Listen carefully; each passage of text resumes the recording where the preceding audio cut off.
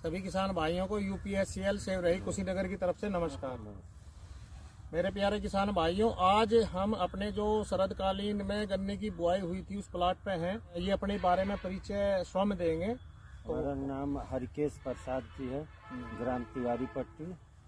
तिवारी पट्टी के हरकेश प्रसाद जी हैं। इन्होंने अपने गन्ने की बुआई 10 नवंबर को बुआई की थी और इसमें सरसों की बुआई कब की थी? करीब 20 नवंबर को। 20 नवंबर को मतलब कि 10 नवंबर को गन्ने की बुआई की थी और 20 नवंबर के करीब इन्होंने अपने इसमें सरसों की बुआई की थी। सरसों बुआई की है ये। इन्होंने पहले गन्ने की बुआई की थी, फिर इसमें सरसों को ऐसे बोया तो उन्होंने लाइन से ही था, लेकिन पैरों से ऐसे ऐसे सरसों को मिक्स कर दिया था इसमें।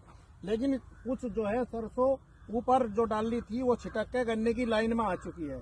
तो इस टाइम हमारे किसान भाइयों को जो भी हमने सह फसल अपने गन्ने की फसल में बुआई हुई है तो उसका ध्यान रखना चाहिए कि वो गन्ने वाली लाइन में बिल्कुल नहीं आनी चाहिए, क्योंकि अगर वो गन्ने की लाइन में जो है उसका जमा हो जाएगा तो वो गन्ने को झांप लेती है। तो इस टाइम हमें विशेष ध्यान रखना चाहिए। जैसे हरकेश जी ने अपने यहाँ देखो कि इसकी ये जो लाइन है, गन्ने की लाइन है, इसमें सरसों थी तो इन्होंने सरसों ये इससे निकाली है। देखो इसमें अलग बिल्कुल गन्ने की लाइन अलग दिखाई दे रही है। आज अगर हम जो है गन्ने के साथ में अगर सरसों रखते हैं और सरसों उसके गन्ने की लाइन में होगी, उससे हमें कुछ सरसों तो मिल सकती है, लेकिन उससे हमारा गन्ना बाधित हो जाएगा।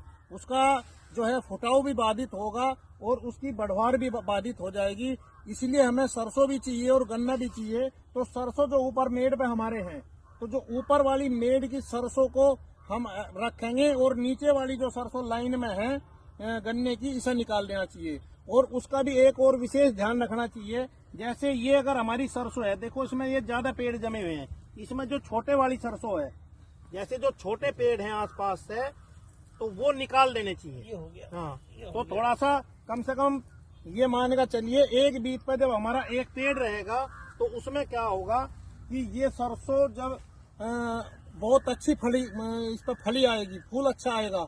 और अगर इसमें हम नजदीक नजदीक रखेंगे तो आपस में सरसों के पौधों के बीच में भी कंपटीशन रहेगा।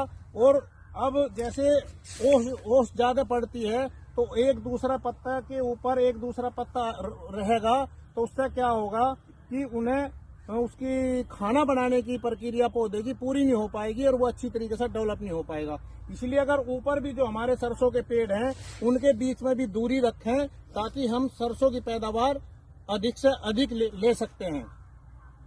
दूसरा, इस टाइम जो भी हमारे शरदकालीन में हमने गन्ने की बुआई की थी तो उसमें निकाई होनी बहुत जरूरी है। अगर इस टाइम हम निकाई कर देते हैं और निकाई करने के बाद में फिर बाद में पानी लगाते हैं तो वो सबसे अच्छा रहता है। अगर हम इसमें पहले पानी लगा देते हैं और निकाई बाद में करेंगे तो उसमें क्या होगा, जो इसके अंदर जो घास फूस होगी वो तुरंत इसे जो है बहुत ज्यादा मात्रा में एक साथ उगेगी और जो इसे गन्ने को वो जकड़ लेती है। तो इसके लिए क्या है, सबसे पहले आप निकाई करिए। निकाई करने के बाद में कम से कम 5-7 दिन बाद में उसमें फिर आप हल्का पानी लगाइए। और हल्का पानी लगाने के बाद में आप इसमें पानी लगाने के 3 से 4 दिन बाद में जब भी उसमें पैर चलने लगे तब उसमें आप जो है यूरिया इसमें डाल सकते हैं। कुछ किसान भाई गलतियां करते हैं कि वो पहले यूरिया डाल देते हैं और उसके बाद में सिंचाई करते हैं। ऐसा बिल्कुल ना करें। अगर हम पहले जो है यूरिया डाल देते हैं तो उसमें जब हम पानी चलाएंगे तो पानी जो है, जो यूरिया है वो पानी के साथ घुलकर नीचे चला जाएगा, वो हमारी पौधे की जड़ों पे नहीं रुक पाता, इसलिए उसका हमें इतना अच्छा फायदा नहीं मिलता।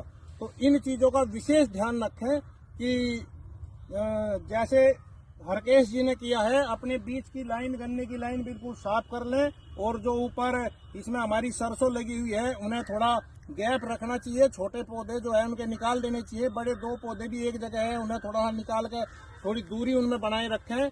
और पानी देने के बाद पहले निकाई करें। निकाई करने के बाद में फिर इसमें जो है 5 से 7 दिन बाद में फिर इसमें सिंचाई करें हल्की, और सिंचाई के 3-4 दिन बाद में फिर हम इसमें अपने यूरिया डाल सकते हैं। सभी किसान भाइयों को यूपीएससीएल की तरफ से नमस्कार।